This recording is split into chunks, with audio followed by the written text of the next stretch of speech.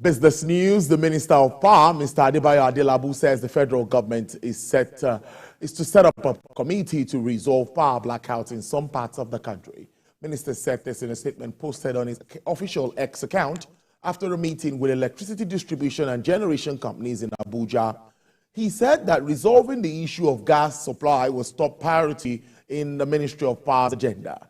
Mr. Adelabu said a plan had also been established to initiate discussions with the Minister of State for Petroleum Resources regarding collaboration and to emphasize the importance of prioritizing gas to power while reinstating the commitment of the Ministry of Power in addressing challenges affecting power supply at this time.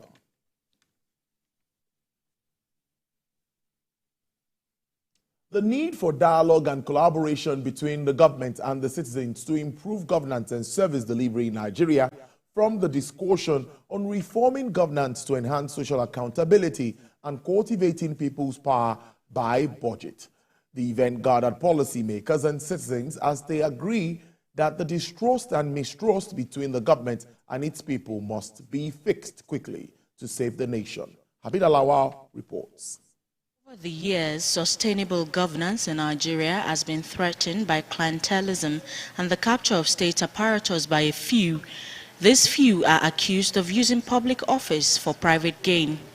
This has undermined the foundation of public structures and has created a fractured society where the rule of law and established processes are subjected to the interplay of conspiratorial manipulations. The dire consequences of this distortion on public service delivery processes have reached a tipping point, needing urgent and resolute action. A round of applause. This gathering of civil society groups who are advocates of good governance is aimed at seeking more transparency and accountability from the government on its policies. We're launching the Citizen Tracker, which will avail Nigerians across the country to track and monitor the list of priority programs and projects of the government and their status, and you can report otherwise. These reports will be viewed by the Central Delivery and Coordination Unit, and even importantly, Mr. President will have a dashboard where he'll be able to see and track the progress of implementation of his priority programs. Have published so many materials that have enhanced the interrogation process and enhanced the need to appreciate that democracy involves those opportunity costs, and the best way to make progress is to recognize them. Observing other areas where the intervention of CSOs has brought positive action in the past 2 decades, the reform of the criminal justice system, the fight against corruption, and the promotion of human rights and environmental development. Much still needs to be done about improving transparency at the legislature and subnational levels. Civil society organizations have been able to contribute to good governance in Nigeria, which is a multifaceted and activities that involve advocacy, budget monitoring, citizen engagement, capacity building, and collaboration with various stakeholders. And all these have shaped the environment for accountable, transparent, and participatory governance. They called for a concerted effort to enhance effective service delivery and performance where government policies are felt and have a positive impact on the people. This report highlights a constant and strategic effort to continually engage active citizens and civic leaders in ensuring transparency in governance. Habib Alawal, TVC News, Abuja.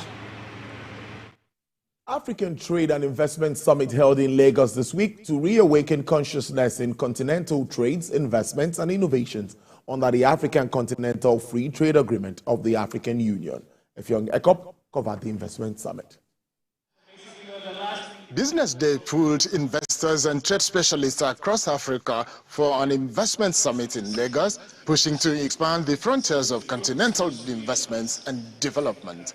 Business Day thought it twice this time around to put together investors and those who understand businesses in Africa, not just in Nigeria. We invited some people who are ambassadors, some people who have been doing businesses in Africa to come and showcase the businesses in Africa.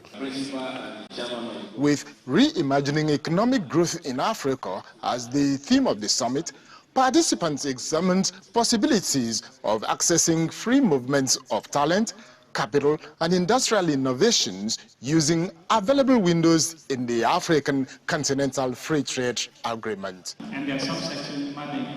Along our panel session, spotted critical work view, drawbacks, and solutions to growing African businesses and investments. The aim of having these kinds of forum dialogues is to bring in the policy makers with the policy takers, to identify the challenges in the implementation of the regional regulations on national level, in the business environment in particular countries. The implementation of the agreement is in phases. And even the participation of most countries like Nigeria is gradual. So I think it appears slow, but there's certainly a willingness. Discussions also focused on the need to bring young and upcoming African talent in various sectors and professions to understand the need for intra-African cooperation in development. Africa also stands to gain a lot out of service exchange, right? And we've seen that play out also in the fintech space, right, in Africa. And there's a lot that we can take advantage of. It was agreed among the participants that African investments and business growth must have long targets and achievement deadlines. Sustained interest in business innovations are key. Ifyong Ekop, TVC News, Lagos. Weekend trading at the stock market closed positive following gains by some big banks. The market index rose by 1.57% to stress the gaining streak. Fund managers took advantage of the market condition and offloaded some stocks for cash. Dangote Sugar was top on the gaining table with more than 5%. First Bank, Access Holdings, African Prudential Insurance, ICO Insurance lifted the market. The downside traders with losses were Morrison, John Holt, Lasako Assurance, FTN Cocoa, and Linkage Assurance. Asian shares were buoyed by late bounce in U.S. tech stocks as results from Meta and Amazon beat expectations, while investors are bracing for U.S. job figures, which could hasten bets for rate cuts if they come in below forecast.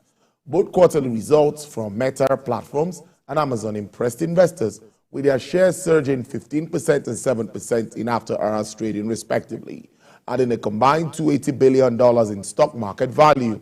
The risk rally is set to spill over to European markets, with Eurostock 50 futures up 0.9%, S&P 500 futures rose 0.5%. In Asia, Japan's Nikkei added 0.7%, and the weekly gains of 1.2%. MSCI's broadest index of Asian Pacific shares outside Japan jumped 1.2% and was up 0.7% on the week. However, weak China sentiments again weighed on the local markets. China's blue chip fell 0.7%. Hong Kong and Seng index part gains to be up 0.3%. Meanwhile, oil prices are up. U.S. West Texas Intermediate crude rose to $74.02 with a surge of 0.27%. Brent is also experiencing an upward review of 0.33%, selling at $73.96. Bonnie Light is also up 0.69, selling at $82.87. OPEC basket is offering $82.99 with a margin of 0.06%.